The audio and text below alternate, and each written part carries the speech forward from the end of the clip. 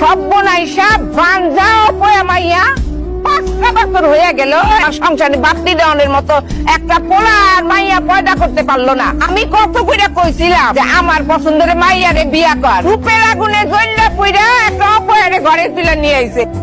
না খাই তুমি কই যাইতেছো? আমার রান্না তো শেষ। তোরে আমি একদিন কইছি না আমি কোন জায়গায় যাওয়ার সময় পেছন থেকে ডাকবি না। আমি সকাল সকাল ভালো একটা মন নিয়ে দোকানটা খুলতে যাইতেছি, তোর কুফা চেহারাটা দিকে আমি দোকানটা খুলবো গিয়া? আমি খাইতাম না তো তোর হাতে রান্না, তুই যা, তুই গিয়া গিল। বউয়ের মুখ কখন থেকে স্বামীর জন্য কুফা হয়ে গেল? কিসব উল্টাপাল্টা কথা কইতেছো তুমি? আইছে তোর দরদ দেখাইতেছে। এই বউ হইতে কি লাগে তুই জানোস?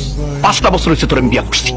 পারছস একটা সন্তানের মুখ দেখাইতে পারছস না? কইতেছে আমার চোখের সামনে না।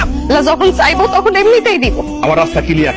তোর বাপের আইতে ক, আইসা তোরে নিয়ে যাইতে ক, সব মিটমাট করতে বল। আমি তোর সাথে সংসার করতে পারবো না।